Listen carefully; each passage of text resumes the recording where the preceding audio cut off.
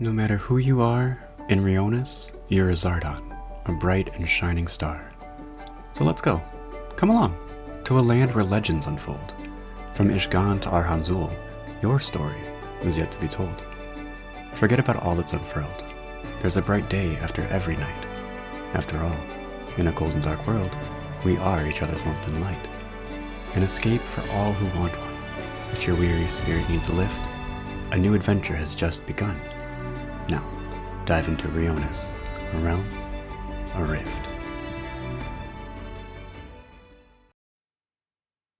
Hello and welcome to Rhyonis, a Realm, a Rift on the AustinRhyonis podcast. I am AustinRhyonis, and thank you for joining me on this adventure into Rhyonis in a continuation of the World of Rhyonis series with Chapter 3, Angehlah and the First People. This episode explores the tumultuous events of the early years of Rhyonis regarding the dragons and their treatment of the humanoid peoples of Rhyonis. These events are focused around the legendary figure of Angehlah, who is a metaphorical representation of my own mother, who none of these stories would be possible without. As my mother gave me life and inspired me to follow my dreams, Angehlah breathed sentience into the peoples of Rhyonis. So, as an incredible woman once told me, I hope you all remember that life is yours for the taking, and you make the most of every moment you can. I hope you enjoy Chapter 3, Angehlah and the First People, but first, a brief word from our Rhyonian sponsor.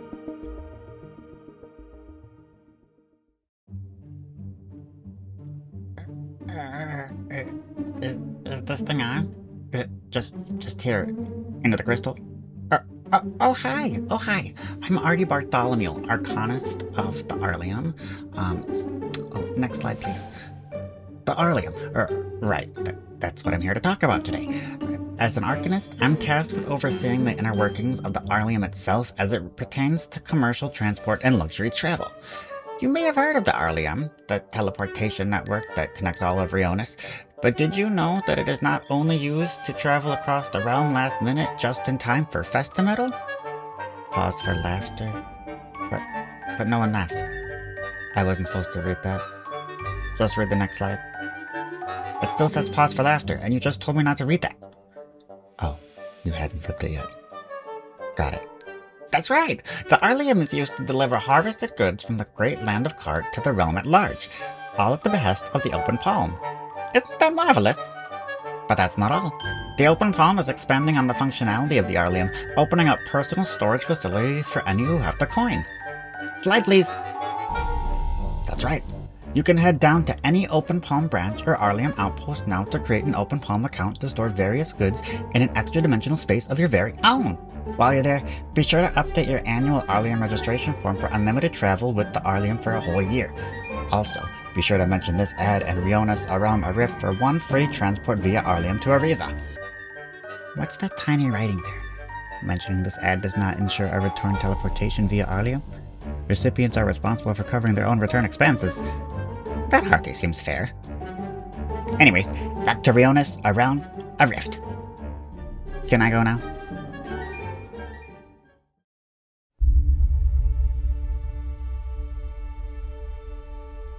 A phrase and story as old as the sentience of the first people. Life is yours for the taking, still echoes in the minds of the people of Rhyonis. Were it not for those few simple words, there would be no written history, no memory, nor would there be anything of the first people at all. Every humanoid lineage knows the story, the tale being an innate part of their consciousness from the moment of their first thought. This being, of course, Angehlah's sacrifice and gift of sentience. Even before their mother's first words to them, a child would know the phrase that Angehlah used to spread her gift, as it is this magic that resonates within their minds. This gift fuels their sense of reason, their drive, and their very nature, which the worms and their children were innately born with, though they were deemed too unpredictable with the sentience by the creation gods, and, as such, the first people had not been entrusted with it. It is said that, like a wild lizard, Angehlah, the Isa scale worm, first of her kind to walk the realm and one of the first altruistic worms, moved from her frozen roost on Ishgan's southern tip, speaking to the minds of the elves to impart this blessing. She would then soar northward to follow in the wake of the remaining first people. Though it was an act of kindness, Angehlah knew all too well that this was also an act of war. In spite of this, towards the end of the dawn of creation, it was imperative to make bold decisions. Her gift would illustrate the First People as even more an appealing threat for her enemies, the nihilistic dragons. She took a defiant stance and awoke many enslaved minds under the ruling claws of the vile-souled dragons that would see the First People in continued servitude.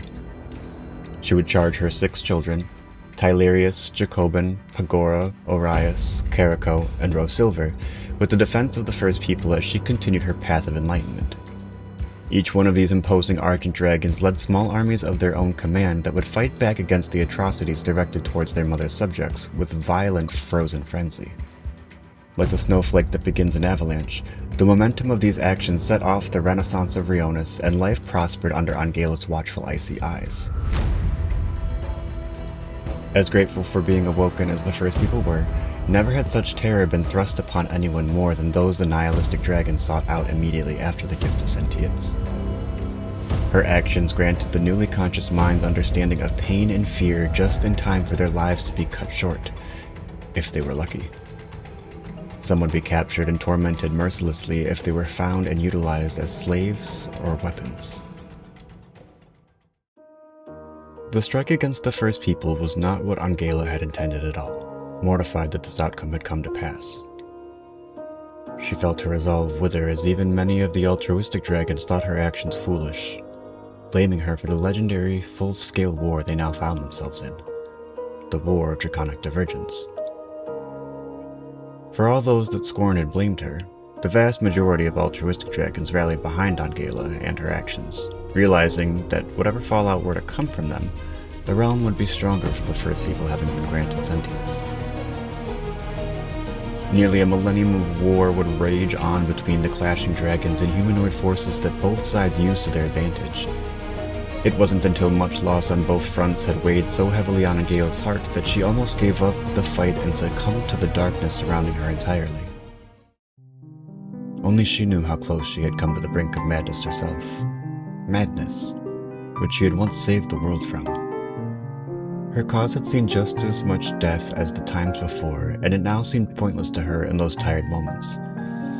It was her 6 most trusted lieutenants, her children who initially defended the small colonies of the First People when she began to spread her gift, who rallied to bolster her resolve.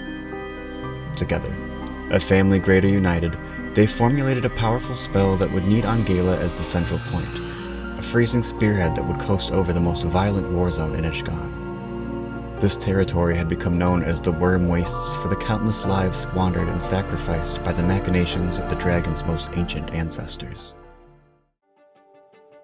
Conflict had been rather centralized around the wastes for the last 100 years, and the remainder of the nihilistic worms found themselves collecting here to make a final move on Angehlah's frozen fortress, Crystallis, the capital of Ishgan.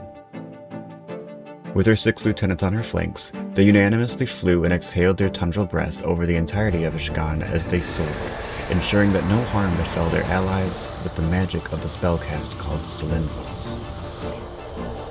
The family saved countless of the First People, and dragonkind that fought for the side of the knowledge and peace, while simultaneously destroying those that still fought to enslave, torture, and destroy. After ruling millennia, the realm would fall into an icy peace, despite itself. The land was utterly devastated, though it was now infused with much of the lingering draconic magic cast through Selinvos.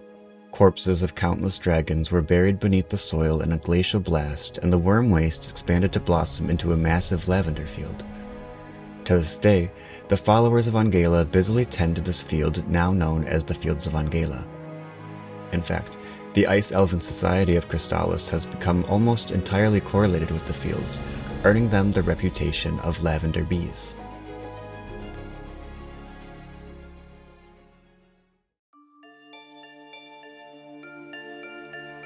During the days that followed the casting of Selinvos, Tylerius, Angehlah's eldest son and most tactful of her lieutenants, discovered a series of ancient draconic glyphs in a singular node which held many magical secrets within.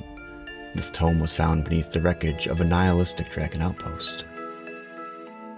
Tylerius could quite literally feel the raw power it pulsed with like deep, heavy sighs.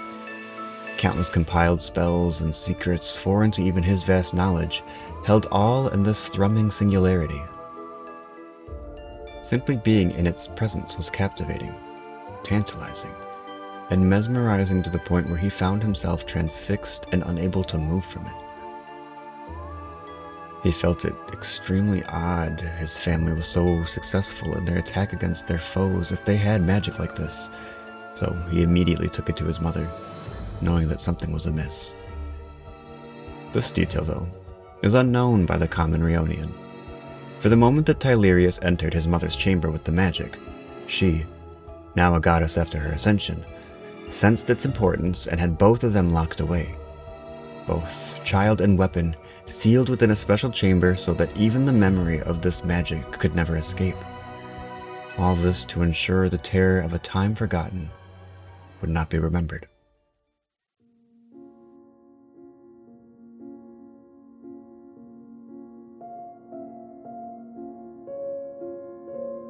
Much has changed in Draconic society since the days before the War of Draconic Divergence, and even more so since the worms first emerged from Rhyonis' roots. Angehlah, haunted by the memories of the horrors of the first people, what they were truly capable of, and truths which motivated her actions, stands as a testament to the resilience of love, kindness, and sacrifice. That said, descendants of the worms, and spare few of the ancient dragons, reside scattered and separate from one another across the realm. The War of Draconic Divergence saw much loss on either side of the ideology regarding the First People, and loss beyond measure of those that remained would come during the quelling of the Fireborn Spires, but that's a story for another time.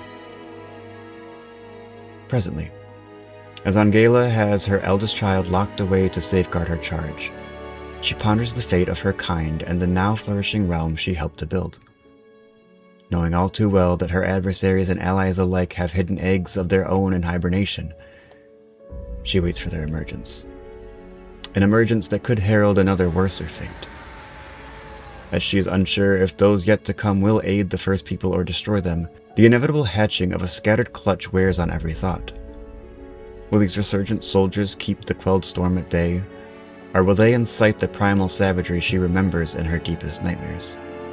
For either outcome, she waits to act accordingly.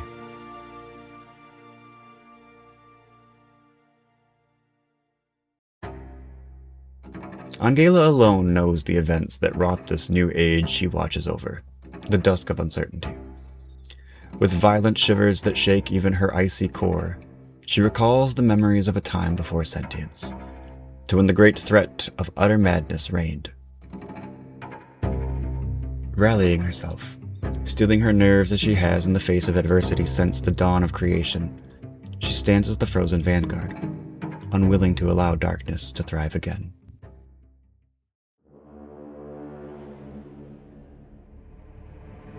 As cold and dark as Thergia's shore, so too were the hearts and minds of the First People. Little more than beasts of burden, they clambered from the unturned soil of the Lifeglade and fertilized it with slaughter. Like all beings to emerge directly from Rhyonis, the First People were brought into the realm in peak physical form of adult age for their individual species. Although, due to the limitations the creation gods placed on them, namely the lack of sentience they had imparted on the worms and dragons, they lacked the cognitive awareness to do anything other than primal, instinctive survival. This would bring what might be called family units together, but not out of emotional intimacy or a concept such as love so foreign to them as thought itself, but a lustful desire to procreate and produce life essence of their own. With those desirous urges came violent bouts of carnage. The worms looked at these horrific displays simultaneously, albeit through very different lenses. Their altruistic dragons watched with disgust and abhorrence for such a waste of life. Meanwhile, the nihilistic dragons studied and observed the brutality with the morbid curiosity for what these tools could be used for. There was also a sizable collective of impartial dragons of their draconic ilk who refused to engage with either ideology, nor the creatures they observed, and remained cloistered within their own ranks, far away from the growing turmoil. Of those who were fixated on the newcomers into the realm, none were more concerned than the legendary Angehlah, first of the Isoscales. Tundral dragons with blizzard-like breath and scale of hard as diamond icicles.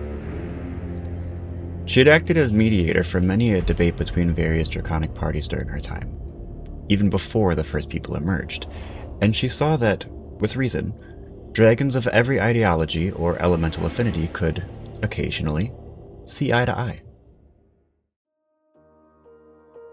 Early in those days, as she was beginning to formulate her idea to spread sentience to the first people, to prevent the continued slaughter and tragic fading of life essence, war had already begun under her nose. Both altruistic and nihilistic dragons had absconded with droves of the first people beneath their wings. It seemed wherever the dragons found their lairs, the humanoids they brought with them would be locked away within their secret quarters across the realm for protection, servitude, or experimentation. Those left to the savage ways of their people within the Lifeglade of Ishgan, a mere several hundred miles from Angehlah's glacial roost of Crystallis, did not survive long. Some did manage, by no small miracle, to make their way past the mountains surrounding the Lifeglade, but those were few and far between. A land already rife with life essence became even more fertile as the hordes of every group of projects of the creation gods stumbled forth and clashed into each other in their mindless confusion. Angehlah could see all of this from her mountain home and sat, utterly beside herself. She pondered the insanity that was but another facet of the creation gods. She racked her mind for an answer as to why this is the way it was, and, to her great sorrow, she felt herself slipping into the forlorn admittance of defeat so many of her companions had come to. Against her better judgment, she soon began to think that there was nothing to be done, that she should abandon hope alongside the first people. It is what it is. Angehlah exhaled and allowed her frigid breath to dance with a snowy sway.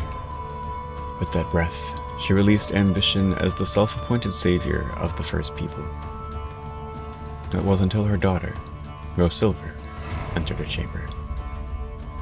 Little more than a hatchling at this time, Rhosilver, Angehlah's youngest child, was a cheery if withdrawn dragon of only a few decades. Regardless of her age, she was still knowledgeable and capable of magic and wonders, the likes of which the first people could never achieve as they were. Before she could utter the first syllable of her question, the inspiration hit Angehlah like a burst of warmth and light in a cold and dark winter storm. She knew that the first people were to be treated as the children of herself and all the worms. She felt so blind to have not seen it before, that as the worms fostered knowledge in their own children, they were to be the enlighteners of the first people if they had any hope of survival.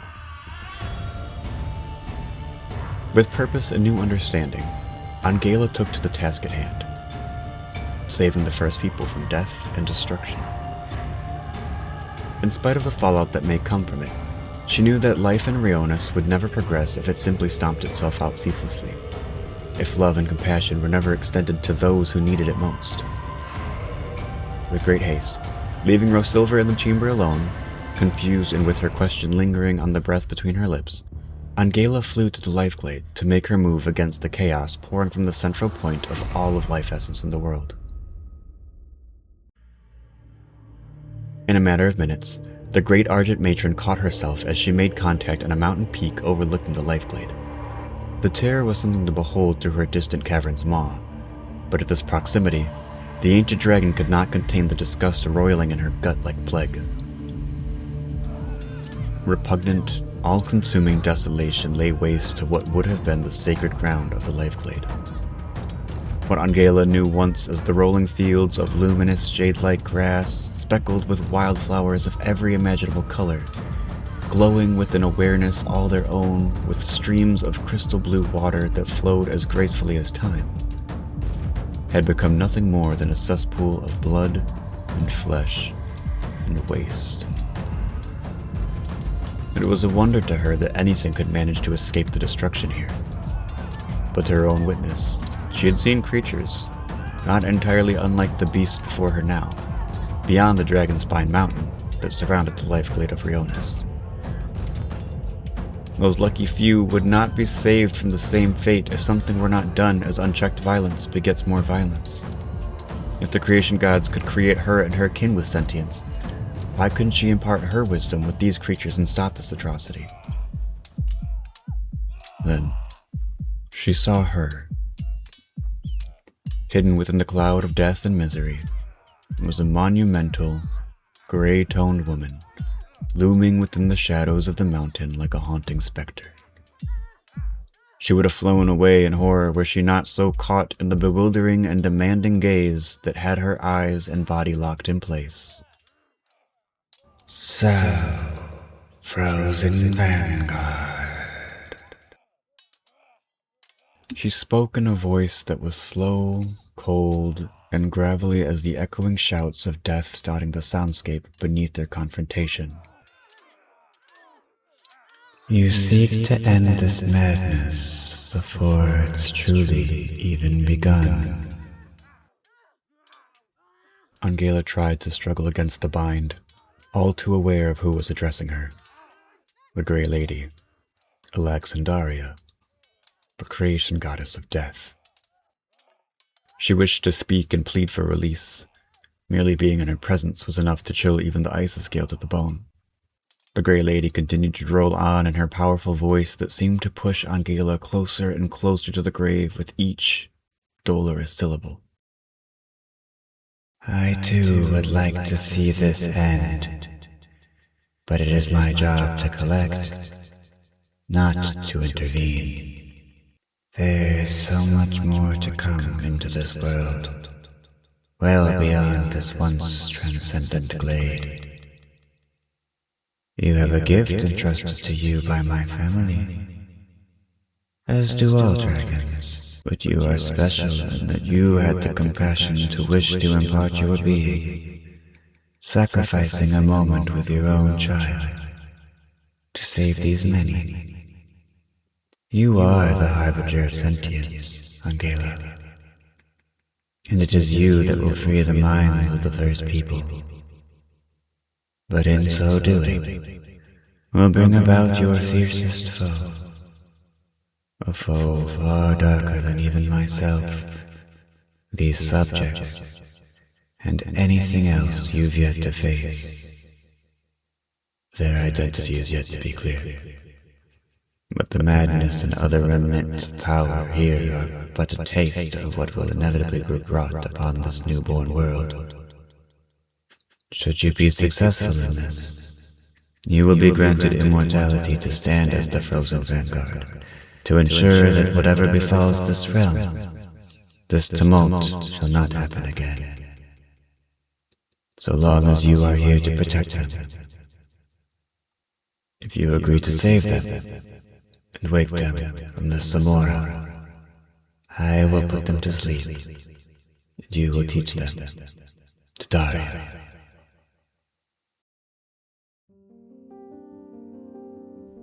With a sudden inhale, Angehlah was free of the grasp and could finally respond as the pressure released her lungs and she could once more breathe. Her body trembled against the weight of the lingering gaze and insurmountable pressure of the decision. Mora. Daria. New words she had not heard before, but knew to mean nightmare and dream respectively. These words were infused with magic for a spell to be cast that could awaken and fill the empty minds of the first people. Presented with this destined crossroad, she knew the course she must take. Speaking with all the strength she could muster, knowing the consequences for either decision, for or against the will of a goddess, would be catastrophic. She'd serve the rest of her eternal life defending the world from this darkness and devastation. Consequences be damned. I will do whatever must be done. Please stop this, Your Almightiness, Creator. I will teach these people as you would see of me. I only wish to serve and protect the realm. Angehlah roared against the enrapturing presence of a pillar of creation. She howled with all the might she could muster, but the goddess was no longer there. Nothing was there. Just silence, save for Angehlah's breathing against the night air. She looked around and beneath her, searching for any trace of the creation goddess. But Alexandria had vanished just as wholly as the light from the eyes of a corpse. Then, strewn across the ground, steadily breathing in rhythmic patterns, were the remainders of the first people still within the life glade. Amora. Alexandria's voice rang in her mind, breaking the stunned silence she found herself in. Daria. Sleeping. They were all sleeping. It all seemed so easy when a goddess intervened. Angehlah wasted no time and immediately flew closer to survey the slumbering people, apparently peaceful and at ease for the first time since emerging from the roots of Rhyonis. She almost shed a tear for them in that moment, though the undeniably vile capabilities of their conscious forms stifled sadness. She smiled, knowing that, when they awoke, they'd be free from the darkness of their former condition, and whispered the words she had been taught alongside her hope for them. Life is yours for the taking. A massive trembling began to shake and, with sparks of ethereal arcane energy, Angehlah witnessed the sound waves of her voice condense and explode outward in a tremendous, crackling reverberation. They carried everywhere, across the entirety of the realm, to all the denizens spread through Rhyonis. Waves of newfound power and energy coursed over her like the ocean's first caress of the shoreline. Centering herself with a sense of crisp clarity, she found herself standing over shambling forms, rising from a slumber. These would be the first of the first people to walk the realm consciously, the elves. They were tall and slender folk with youthful but sharp and angular features, blooming to life against the light of a sunlit dawn. With this vibrant radiance of a new day reflecting off the magnificent silver sheen of Angehlah's scales, a new era was just on the horizon. For the first time, the first people saw, understood, and revered, bowing and pledging their devotion to the isoscale worm, Angehlah, the Argent matron, harbinger of sentience, the frozen vanguard, goddess of sentience, first of the ascended gods.